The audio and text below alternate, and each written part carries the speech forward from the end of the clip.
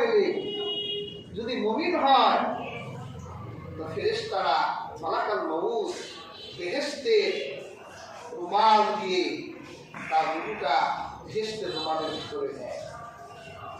তখন আকাশে গেলে আকাশের ফেরেশতারা বলে, এই এটা কার রূহটা কার?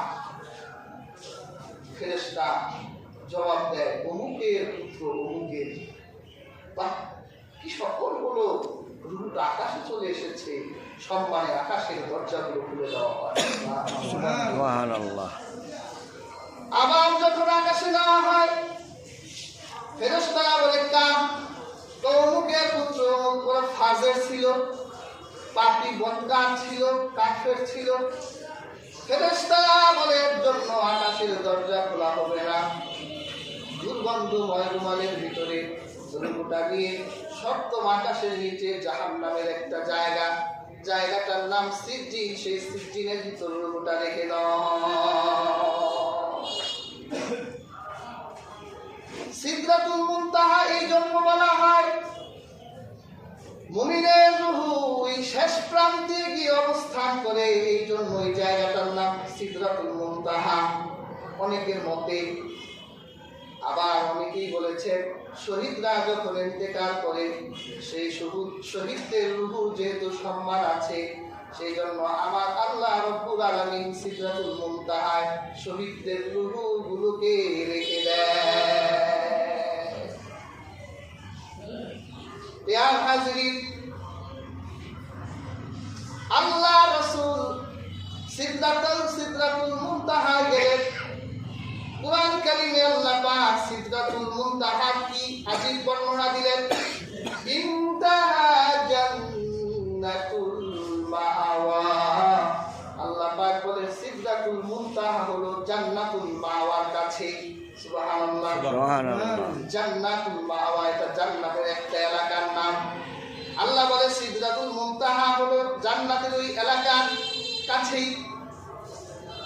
إذ يغشى السدرة ما يغشى ما زغى البصر وما طغى لقد رأى من آيات ربه الكبرى। আল্লাহ পাক বলেন ওই সিদরাতুল মুনতাহা যা দিয়ে ঢেকে রাখার, তা দিয়ে ঢেকে রাখা হয়েছে। হাজিরিন, আল্লাহ সিদরাতুল মুনতাহাকে এত সুন্দর করে সাজিয়েছেন।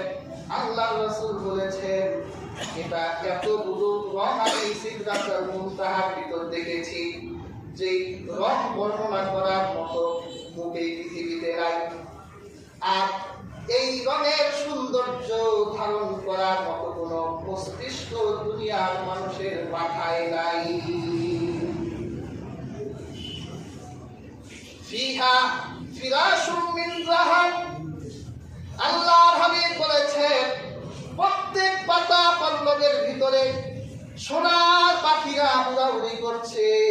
সোনার পাখি সেই সিদরাতুল মুনতাহার ডালে ডালে।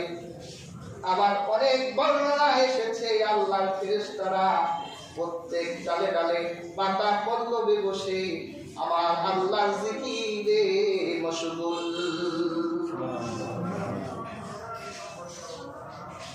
প্রিয় হাজিরিন, আল্লাহ রাসূল সিদরাতুল মুনতাহার বর্ণনা দিয়েছেন। আল্লাহ রাসূল বলেছেন, এই সিদরাতুল মুনতাহা এক একটা পাতা হলো হাতির কানের মতো আকৃতির। হাতির কান দেখছেন না? এক একটা পাতার আকৃতি হাতির কানের মতো। আর আরবের ভেজর এলাকার মটকাগুলো, যে কলসগুলো আছে, এইরকম মটকার মতো এক একটা ফল। আল্লাহ হাবিব মুহাম্মদ সাল্লাল্লাহু আলাইহি ওয়াসাল্লাম বলেছেন, কোন আরোহী যদি ঘোড়ায় বসে এক একটা পাতার ছায়ার এক প্রান্ত থেকে আরেক প্রান্তে অতিক্রম করে, তাহলে তার 100 বছর সময় লেগে যাবে। সুবহানাল্লাহ। 1 লক্ষ আরোহী একই সাথে এক একটা ছায়া নিচ দিয়ে কবল করতে পারবেন। সুবহানাল্লাহ। আল্লাহ রাসূল সিদরাতুল মুনতাহার ভিতরে বড় বড় নিদর্শন দেখলেন। আল্লাহ কোরআনে বলেছে, সেই নিদর্শনের গুলোর মধ্যে একটা হলো হযরত জিবরীলকে আল্লাহর রাসূল সেখানে তার পূর্ণ আকৃতিতে দেখেছে। লাকাদ রাআহু নাসলাতান উখরা, তিনি আরেকবার জিবরীলকে দেখতে পেলেন। সুবহানাল্লাহ। রাসূলুল্লাহ চক্ষু ভ্রম হয়নি, আঁকাবাঁকা হয় নাই চোখ, তিনি দেখার ক্ষেত্রে সীমালঙ্ঘন করেননি, তিনি পুরো জিবরীলকে দেখতে পেলেন। অনেক বর্ণনা এসেছে আল্লাহ রাসূল জিবরীলকে পূর্ণ আকৃতিতে 2 বার দেখেছেন। আর হযরত জিবরীল বিভিন্ন আকৃতি ধারণ করে রাসূলুল্লাহর কাছে 23 বছরে, গোটা 63 বছরে আল্লাহ রাসূলের কাছে 24,000 বার এসেছে। সুবহানাল্লাহ। জিবরীল এক ফেরেশতা, দুনিয়ার সকল নবীর কাছে জিবরীল আসতেন, দুনিয়ার সমস্ত নবীকে তিনি সহযোগিতা করতেন। হযরত ইউসুফ যখন কুয়ার ভিতরে, হযরত জিবরীল তখন কুয়ার ভিতরে, হযরত ইউসুফের সব বিপদেই হযরত জিবরীল ছিলেন। হযরত মারিয়াম ঘরের ভিতরে হাম্মাম খানায় গোসলে হযরত জিবরীল যুবক ছেলের বেশ ধারণ করে গোসলখানায়। মারিয়াম তো লজ্জিত, ভয় পেয়ে গেলেন, এরে যুবক আল্লাহকে ভয় করো। তখন জিবরীল বলল, ভয় পেও না, আমি আল্লাহর পাঠানো ফেরেশতা হযরত জিবরীল। সুবহানাল্লাহ। হযরত ঈসা আকাশে গেলেন, হযরত ঈসাকে জিবরীল আকাশে নিয়ে গেছেন। দুনিয়ার সমস্ত নবীর কাছে হযরত জিবরীল আসতেন। আমার পেয়ারা রাসূলের কাছে হযরত জিবরীল 24,000 বার এসেছে। সুবহানাল্লাহ। 6 বছর বয়সে একবার এলেন, আল্লাহ রাসূলকে ধরেই রাসূলুল্লাহর বুকটা ফেলে দিলেন। আল্লাহ রাসূলের বুকের ভিতর থেকে রাসূলুল্লাহ হৃদয়টা বের করলেন, লাল রক্তগুলো সরাই দিলেন, বেহেশতের পানি দিয়ে রাসূলুল্লাহ হৃদয়টা ধুইলেন। সেইবার রাসূলুল্লাহ প্রথম জিবরীলকে দেখলেন, আসল রূপে দেখেন নাই। 34 বছর পর আল্লাহ রাসূল নবী হবেন, দুনিয়ার মানুষের কাছে নবী হিসেবে প্রকাশিত হবেন, রাসূল হিসেবে প্রকাশিত হবেন। 34 বছর পর আল্লাহ রাসূল নবুয়তের 6 মাস আগে আজিব আজিব স্বপ্ন রাতে দেখেন, দিনের বেলা দেখেন রাসূলুল্লাহ তার স্বপ্নগুলো সত্য হয়ে যাচ্ছে। আল্লাহ আসমানি প্রশিক্ষণ দিতে লাগলেন। আল্লাহর হাবিব সাল্লাল্লাহু আলাইহি ওয়াসাল্লামের মধ্যে একটা ভয় কাজ করতেছে, আমি এমন স্বপ্ন দেখি কেন, আর দিনের বেলায় সত্য হয় কেন। অর্থাৎ জিবরীল এখন দীর্ঘ সময় আল্লাহ রাসূলের সাথে থাকবেন, কানেকশন করছেন হযরত জিবরীল। আল্লাহ রাসূলের আর জনপদে জনমানব মানুষের সাথে আর ভালো লাগে না, একা একা ভালো লাগে। আল্লাহ রাসূল নিজের ঘর ছেড়ে, কাবা ছেড়ে, হেরা গুহা, যে হেরা গুহায় এখনো হেঁটে যায়, আর হেরা গুহা উপরে উঠতে 2 ঘন্টা সময় লাগে। এমন একটা পাহাড়, বাংলাদেশের পাহাড় তো আরবের পাহাড়ের কাছে কিছুই না, ছোট্ট দুধের বাচ্চার মতো। তাও বাংলাদেশের পাহাড়ে আপনি যখন উঠবেন ঘাম বের হয়ে যায় কিনা। আর আল্লাহ রাসূল সেই হেরা গুহার পাহাড়ে উঠলেন, 2 ঘন্টা সময় লাগে যেই পাহাড়ের উপর উঠতে। এই পাহাড়ের উপর উঠে আল্লাহ রাসূল 6 মাস পর্যন্ত একা একা থাকলেন, নফল নামাজ পড়লেন, তিনি ধ্যানে মগ্ন থাকতেন। হঠাৎ করে একদিন দেখে হেরা পাহাড়ের গুহার ভিতরে একটা মানুষ দাঁড়ায় আছে। আপনি এক জায়গায় অন্ধকার, চারদিক কিছু না, জনমানব ভিড়, বসে আছেন, হঠাৎ করে যদি দেখেন যে একটা মানুষ দরজার সামনে দাঁড়ায় আছে, কেমন লাগে? আল্লাহ রাসূল তো একটু ভয় পেলেন। আল্লাহ রাসূলকে বলল, ইকরা পড়ো। আল্লাহ রাসূল বলে আমি পড়ি না। অনেক অর্থ করে যে আমি পড়তে জানি না, এটা ভুল। আল্লাহ রাসূল বলে আমি পাঠক নয়, আনা বিকারি, আমি কারি না, আমি পড়ি না। কাছে পড়ে রাসূলুল্লাহ বলে আমি পড়ি না। রাসূলুল্লাহকে বুকে নিয়ে চাপ দিলে রাসূলুল্লাহ পড়তে লাগলেন। সুবহানাল্লাহ।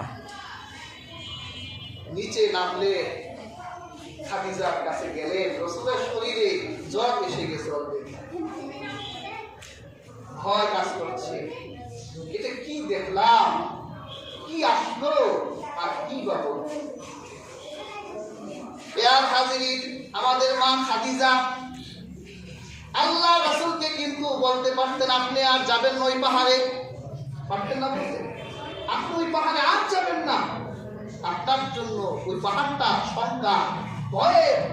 কিন্তু খাদিজা বলে আপনি ভয় পাবেন না, আল্লাহ আপনার কোনো ক্ষতি করবে না। কেমন স্ত্রী অভয় বানিয়ে দিচ্ছে, আল্লাহ আপনার একটু ক্ষতি করবে না, কারণ আমি আপনার সাথে 15 বছরের সংসারে দেখেছি আপনি মানুষের ক্ষতি করেন না, আল্লাহ আপনার ক্ষতি করবে না। আপনি অসহায়ের পাশে দাঁড়া, আপনি বিপদগ্রস্তের পাশে দাঁড়া, আপনি ভয় পাবেন না। সুবহানাল্লাহ।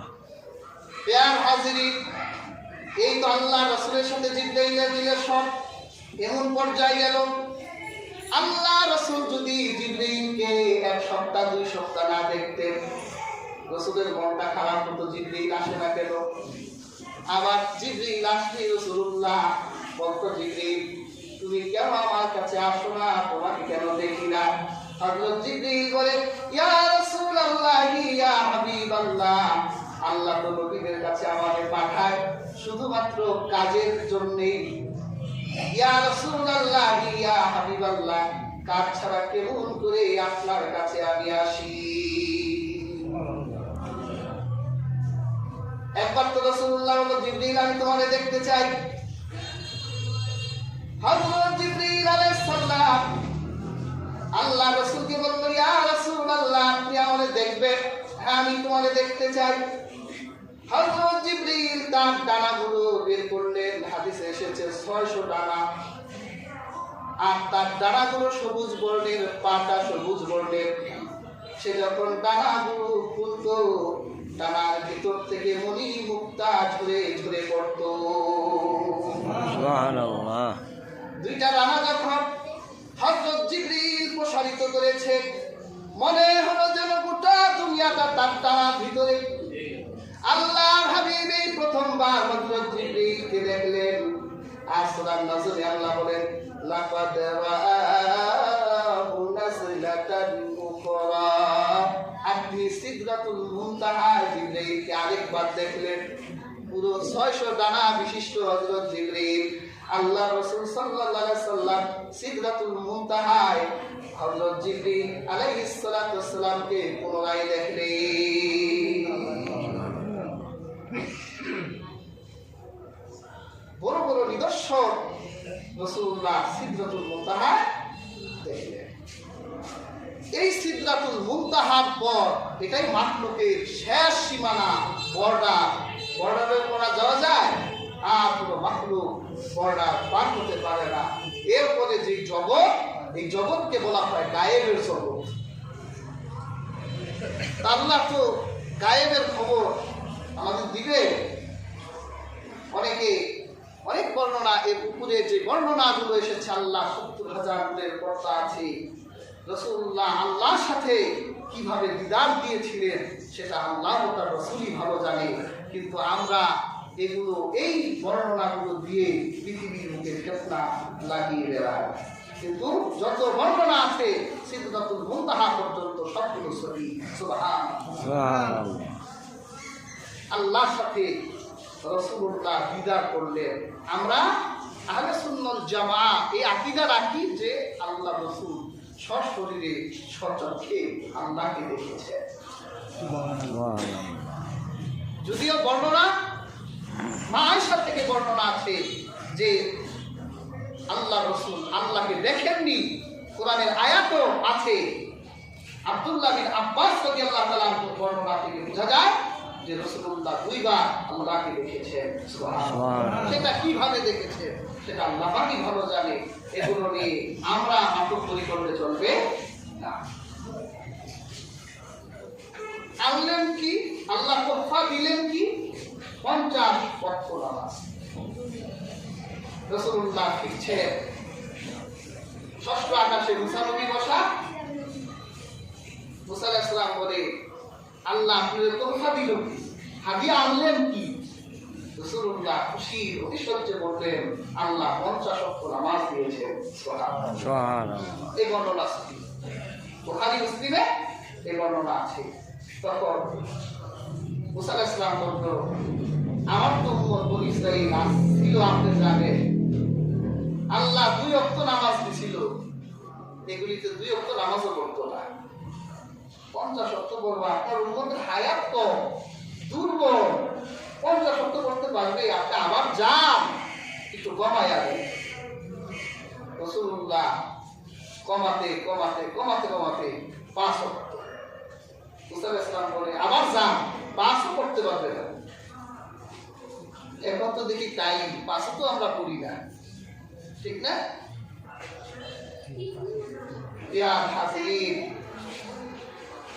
আবার না পড়ার বাহানাও কম না।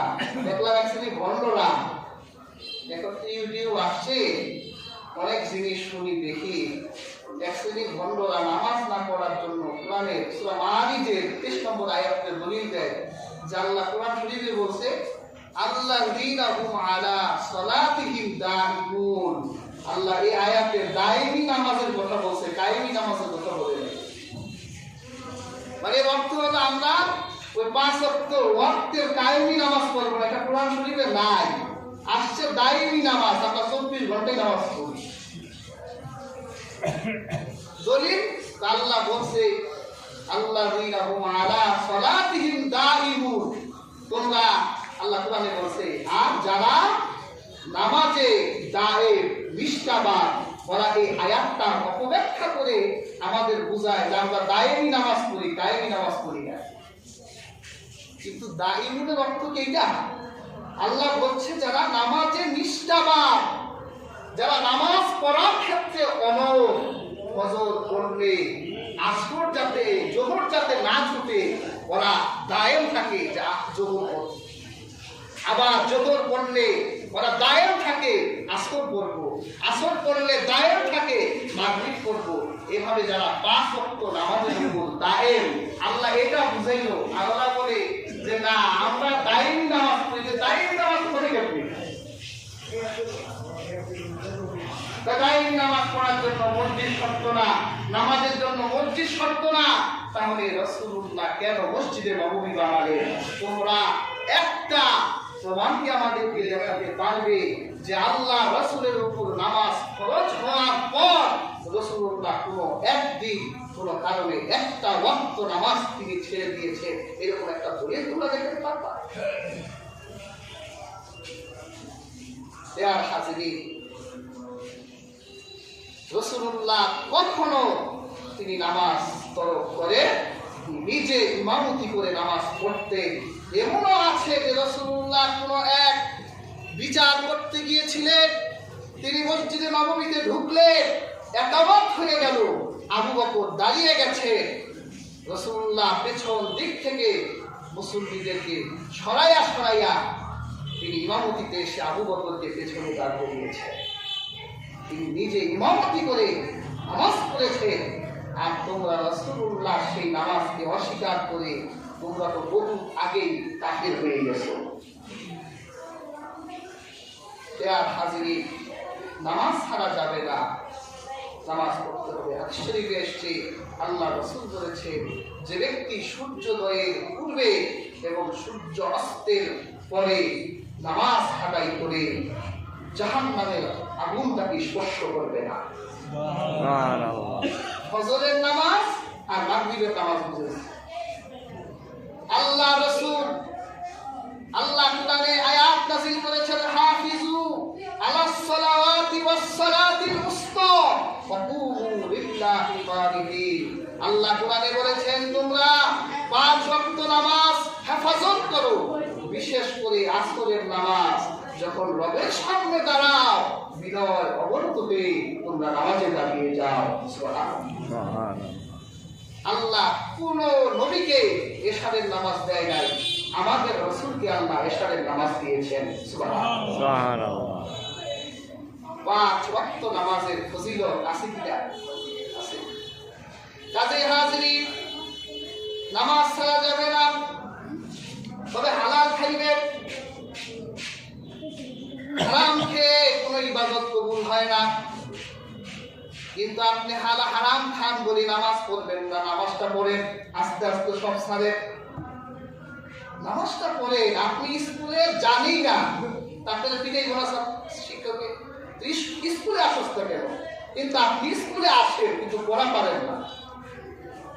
তা আপনি স্কুলে আসেন, নামাজটা পড়েন, কিয়ামতের দিন হাজিরা খাতায় তো নামটা তো থাকবে যে না রে তোর নামাজ কবুল হয় না এক ওয়াক্ত, কিন্তু তুই নামাজে আসবি, হাজিরা খাতায় তোর নামটা আসে।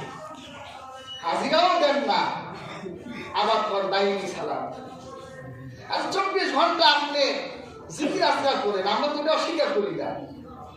যদি সালাতের অর্থ জিকির আজকার হয় ঠিক আছে, কিন্তু আপনি নামাজের নাম দিয়ে 5 ওয়াক্ত নামাজকে আপনি ডিলেট করে আপনি কাফের হয়ে গেছেন।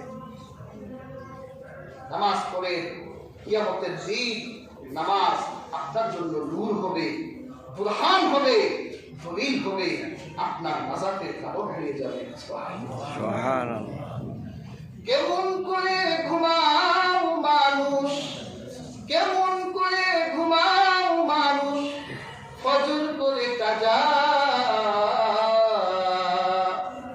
এমন তো হতে পারে তোমার জোহরে জানাজা।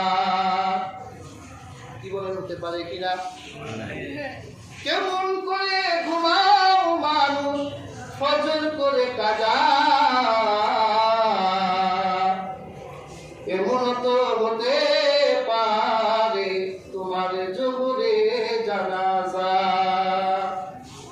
বেনামাজির লাশ কবরেতে রাখবে যখন, মাটির চাপে পাঁজরের হাত, মাটির চাপে পাঁজরের হাত ভাঙবে তখন, বিষাক্ত ওই সাপের ছোবল, বিষাক্ত ওই সাপের ছোবল, বেনামাজির সাজা।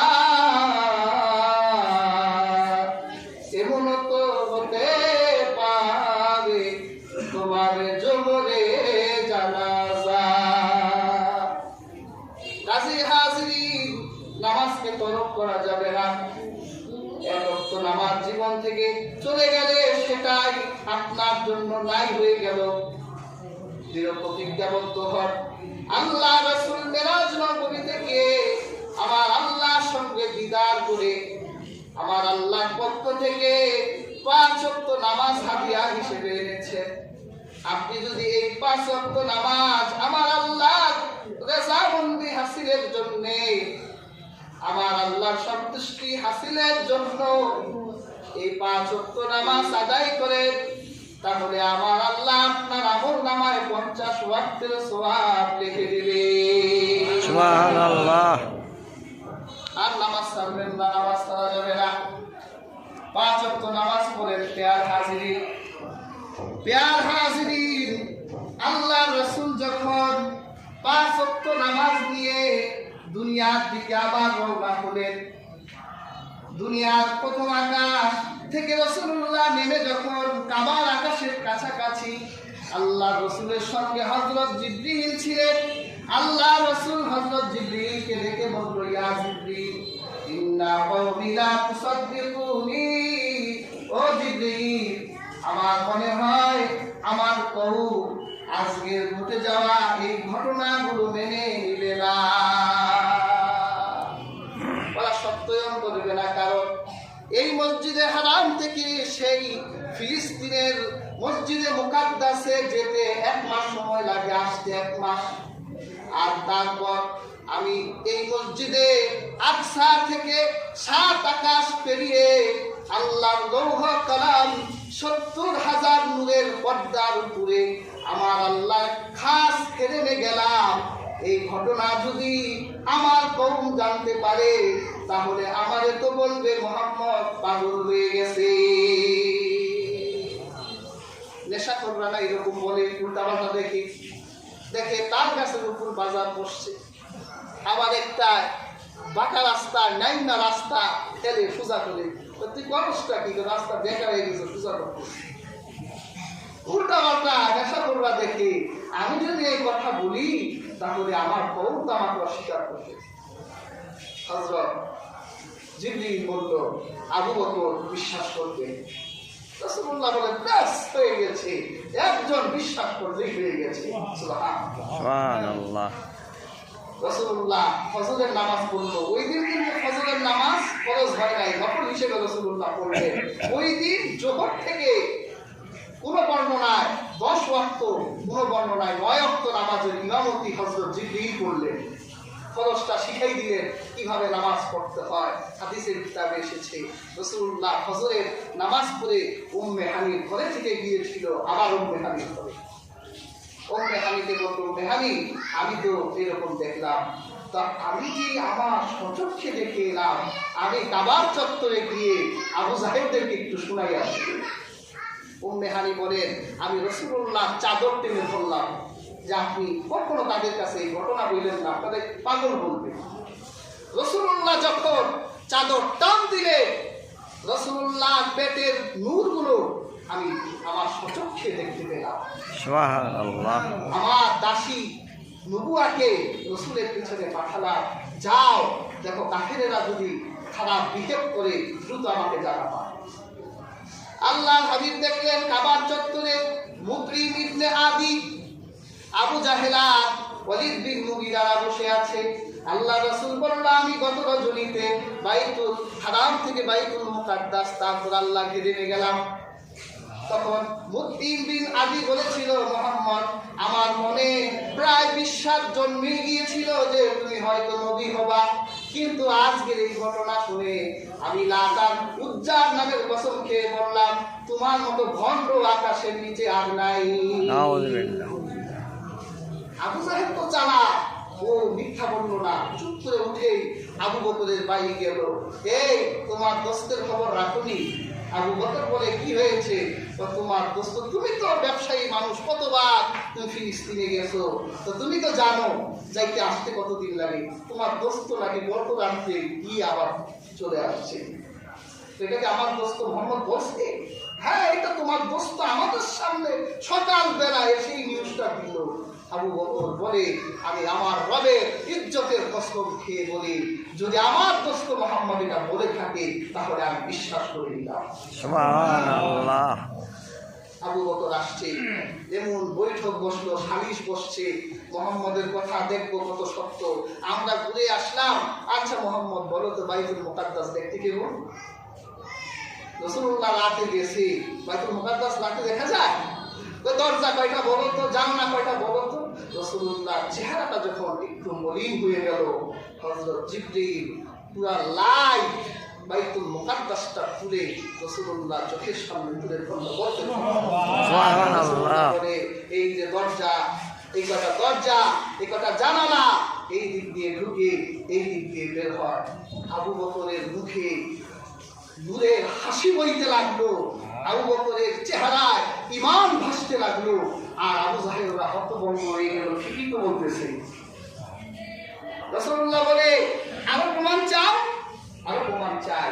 আমি যখন বুরাকের গায়ে বসে, আমি যখন বুরাকের পিঠে বসে যাচ্ছিলাম, তোমাদের অমুক গোত্রের একটা কাফেলা বুরাকের শব্দ শুনে একটা উট তাদের হারাই গিয়েছিল। তারা উট খুঁজে পায় না, আমি যাওয়ার সময় সালাম দিয়েছিলাম, ওরা জবাবটা দিয়ে বলল মুহাম্মদের কণ্ঠ। আবার যখন আমি আল্লাহ দিদার করে আসতেছিলাম, তোমাদের ওই কাফেলাকে দেখলাম, ওইটা সানিয়াতুত তানঈম থেকে এটা আসতেছে। ওইখানে ওই কাফেলা সবার আগে যে উটটা আছে, উটটা ধূসর বর্ণের, উটের পিঠে কালো একটা দাগ আছে, সাদা একটা দাগ আছে। ওরা দেখলো উটটা তো কাফেলা তো এসে গেছে, দৌড়ে গিয়েই বললো, এই তোমরা কি কোনো যাওয়ার পথে আর আসার পথে কোনো ঘটনা দেখছো? বলে যাওয়ার সময় আমাদের একটা উট হারাই গিয়েছিল, আমরা উট খুঁজতে গিয়ে মুহাম্মাদের সালামের কণ্ঠ শুনতে পেয়েছিলাম। সুবহানাল্লাহ। তখন ওরা সব হতভম্ব হয়ে গেল আর রাসূলুল্লাহকে জাদুকর বলতে লাগলো। আর যারা বিশ্বাস করার কথা তারা বিশ্বাস করে সুবহানাল্লাহ, তারা পরিপূর্ণ ঈমানের উপর অবিচল এবং অটল থাকলো। আর হাজরিন, সেই মেরাজুন নবী অনেক ঐতিহাসিকদের মতে এই রজব মাসেই হয়েছিল। ইংরেজি 27 তারিখে রাসূলুল্লাহ মেরাজ হয়েছিল। আল্লাহ সুবহানাহু ওয়া তাআলা আমাদের প্রত্যেককে এই মেরাজের শিক্ষা এবং এখানে যে আকীদাগুলো আছে এই আকীদাগুলো গ্রহণ করার তৌফিক দান করুন। আমিন। রাসূলুল্লাহ বলেন